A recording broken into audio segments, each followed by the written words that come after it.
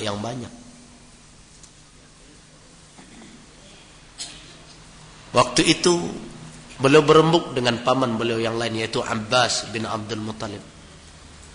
Kebetulan Abbas termasuk salah seorang paman Nabi yang berkecukupan kehidupan. Kata Rasul, ya paman, apakah tidak lebih baik kita ringankan beban paman Abu Talib? Baik, kata Abbas, kalau itu yang engkau inginkan. Waktu itu belum lagi Rasulullah Muhammad menerima wahyu. Tapi kebersihan hati beliau, kelembutan jiwa beliau mendorong beliau untuk bermusyawarah dengan paman beliau Abbas. Baik, kita ringankan, bagaimana caranya? Kita ambil anak-anak paman Abu Talib untuk kita asuh supaya jangan terlalu berat. Sepakatlah Rasulullah dengan paman beliau Abbas. Maka waktu itu Rasul mengambil Ali bin Abi Talib dalam asuhan beliau, dan mengambil Abbas, mengambil Ja'far bin Abi Talib dalam asuhannya. Nah, begitulah kondisi kehidupan Rasul.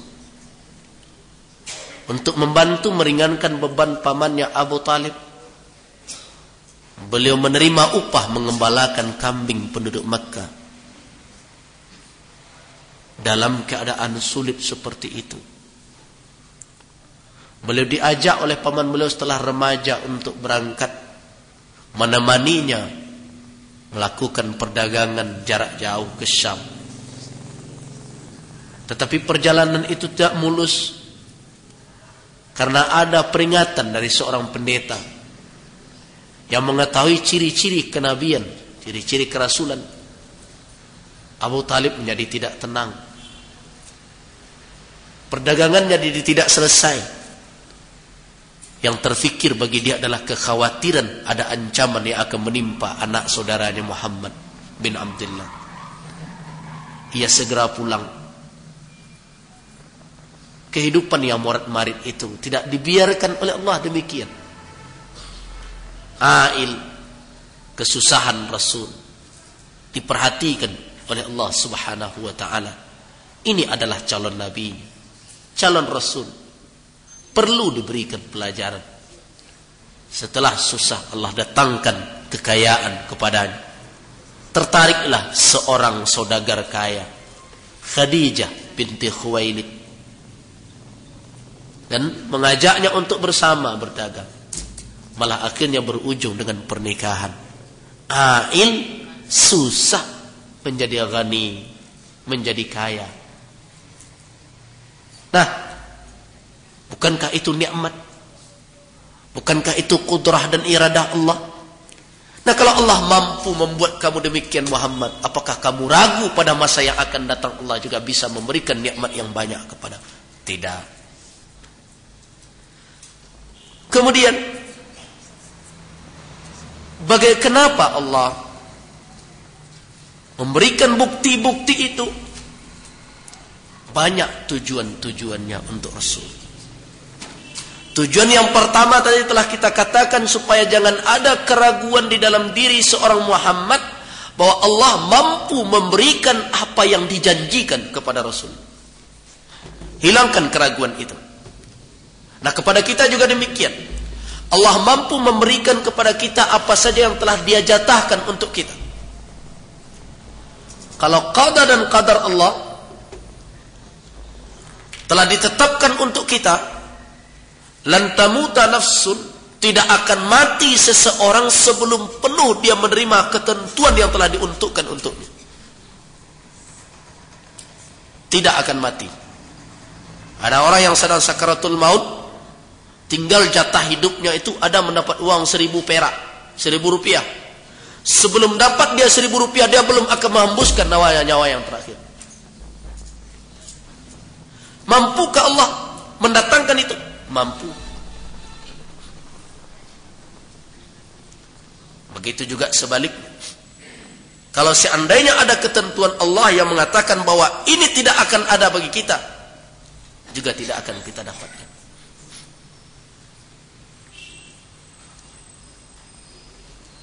Allah telah menentukan segala sesuatu, kita tidak tahu. Nah, karena itu kita berusaha terbaik. Teruslah berharap kepada Allah. Jangan putus asa. Yakinlah bahwa di masa yang akan datang Allah akan memberikan banyak hal kepada kita, dengan catatan kita terus berbuat kebaikan. Berusahalah yang saleh. Belajarlah.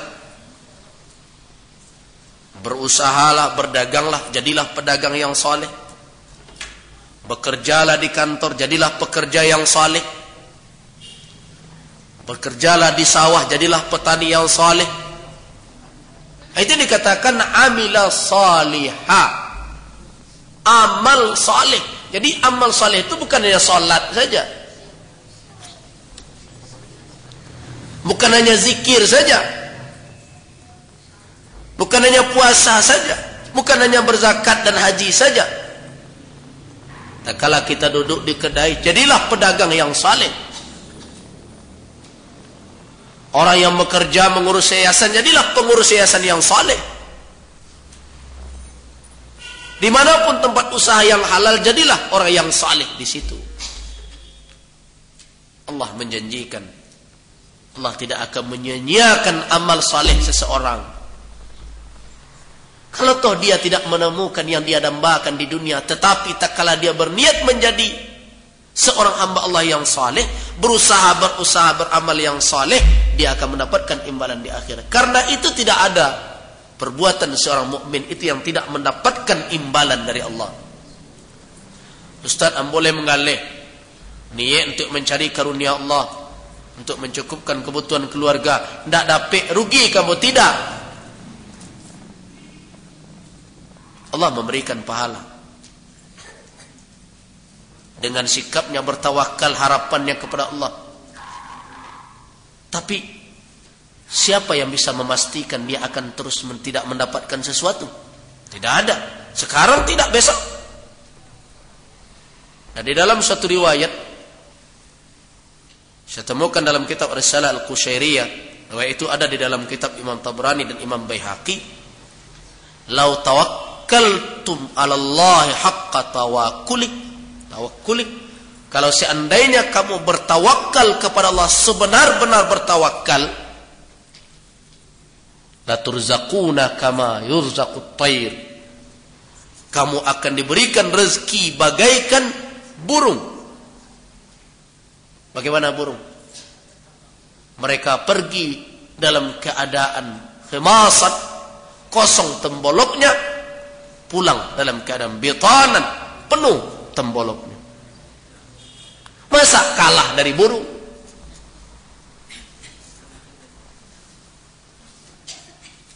Itu yang haqqa tawakkuli. Burung sepandai bertawakal, tidak berzikir saja dia di sarangnya, subhanallah, subhanallah, subhanallah. Keluar dia, kosong perutnya, pulang. Burung itu. Nah, semestinya kita yakin dengan itu. Keluarlah pagi hari, carilah nafkah, doronglah keluarga untuk itu. Kalau toh ada pengajian, pergunakan waktu-waktu tertentu. Jangan Nabi tidak mengaji setaruh dari Sabtu ke Sabtu ngaji. Pergunakan pula waktu. Ya setidaknya, kalau toh tidak lagi untuk bisa berusaha keluar, carilah usaha-usaha yang bermanfaat pula untuk duniawi dan anak-anak kita di luar, pengajian kita di rumah sebagainya. Karena di dalam kehidupan seorang muslim tidak ada pensiun. Dan pensiun pegawai.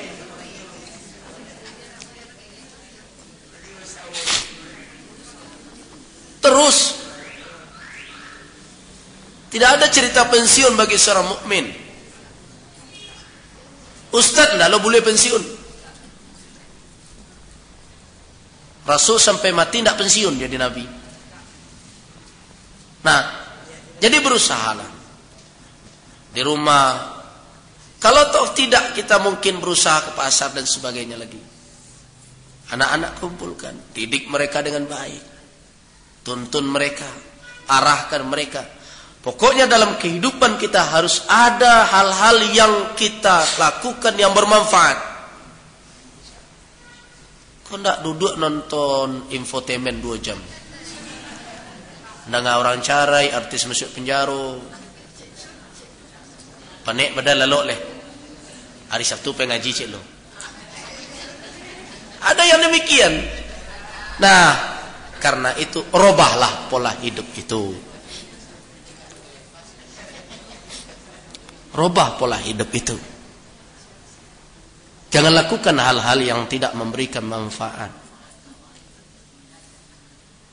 Ada orang mungkin kalau terus dengan saya, orang mungkin bilang, "Lain nak panik Ustaz. Nyo kalau lah istirahat wak teraso panik. Tapi kalau wak tari bilo wak kateraso marason saya tak sempat. Tak teraso je. Yalah, setari. Tapi kalau duduk manuang baru aneh panik badan. Tapi kalau tarik bila panik, nah sampai di rumah buka buku, buka buku, buka laptop, boleh. Pokoknya setiap saat harus kita isi dengan pekerjaan-pekerjaan yang bermanfaat.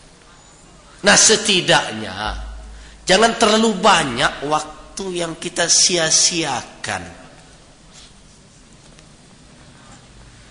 Nah kita memang sekarang sangat mengkhawatirkan pengaruh yang telah masuk ke kamar dan ke rumah kita masing-masing. Tontonan, infotainment sangat banyak sekali di berbagai stasiun televisi dengan berbagai nama yang menarik. Semua itu bisa membahayakan, merusak. Jadi bukan hanya pornografi dan porno aksi saja, tapi tayangan-tayangan yang tidak mendidik, walaupun namanya televisi pendidikan seperti TPI, tetap saja itu tidak mendidik umat Islam. Jadi karena itu belajarlah kembali untuk memanfaatkan waktu. Walaupun kita terlalai sebelum ini, sebagaimana Rasul sallallahu alaihi wasallam diingatkan dalam surat Yusuf, wa in kunta min qablihi laminal ghafilin. Terlalai itu biasa. Itu namanya manusia. Tetapi manusia yang terbaik adalah yang cepat sadar bahwa kehidupan ini singkat sekali dan tidak patut untuk kita sia-siakan begitu saja.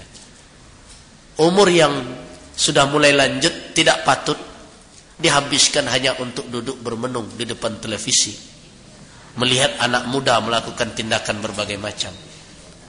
Sangat bernilai. Harga dari detik kehidupan ini jauh lebih mahal dari informasi tentang selebriti yang nikah dan cerai itu. Jauh lebih mahal. Sedetik kehidupan kita jauh lebih mahal dari itu. Jadi rugi waktu. Dan di Bali tidak bernilai. Pembalinya lebih mahal. Tahbara le jatah hidup wa Allahu a'lam. Tabisua. Tabeko. Saya teringat mertua saya yang meninggal, walaupun sudah lama beliau stroke, tapi tidak. Beliau tetap bisa berjalan. Cuma 3 hari saja sakit, meninggal. Tidak ada yang memperkirakan.